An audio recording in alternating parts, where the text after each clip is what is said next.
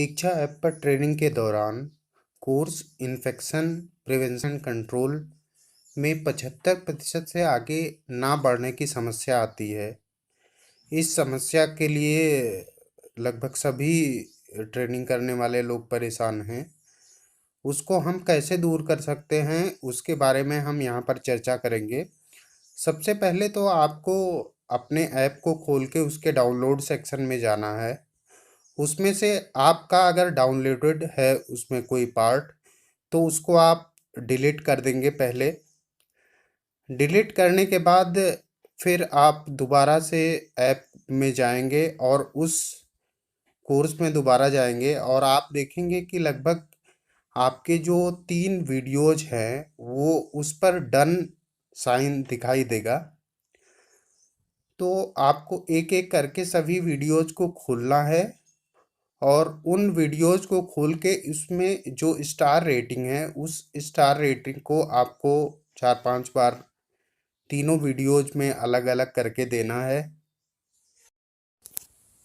पहले जब आपने ट्रेनिंग पूर्ण की होगी तो उसमें जो practice question session assessment session है उसमें जब आप क्वेश्चंस का आंसर देते होंगे तो उसमें टिक या क्रॉस का मार्क आता है। अब जो हम करने जा रहे हैं उसके बाद इस प्रोसेस के दौरान जो आप असेसमेंट सेशन देंगे उसमें टिक मार्क नहीं आएगा या क्रॉस मार्क नहीं आएगा।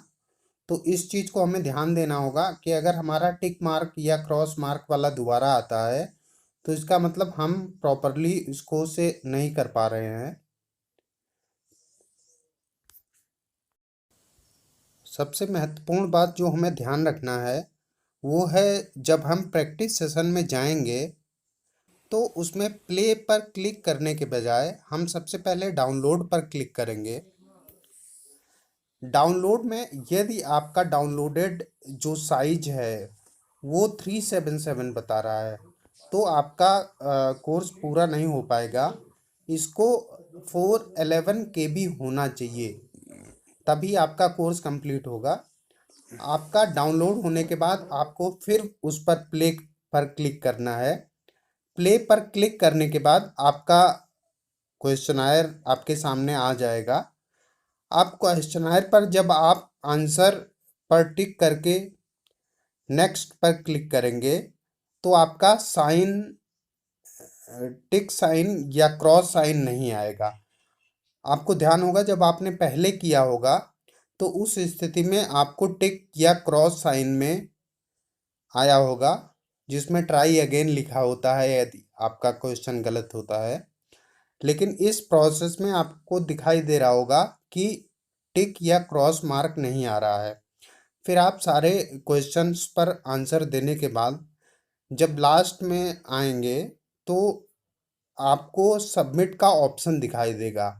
इससे पहले जब आपने क्वेश्चंस का आंसर दिया होगा तो सबमिट का साइन ना आके एग्जिट या रीडू का ही साइन आता था।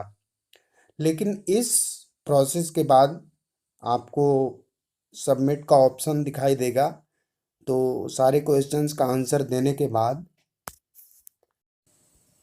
जो पहले एग्जिट या रीडू का साइन ही दिखाई देता था, इस बार आप अभी देखेंगे कि सबमिट का ऑप्शन भी आता है जिस पर आपको क्लिक करना होगा।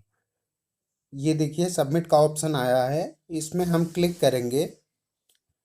इस पर क्लिक करने के बाद आपका अगेन एग्जिट या रीडू का ऑप्शन आएगा तो आप एग्जिट पर क्लिक करेंगे। सबसे पहले एग्जिट पर क्लिक करने के बाद आपके सामने रेटिंग का ऑप्शन आ जाएगा तो आपको सभी पर क्लिक करके रेटिंग करनी है।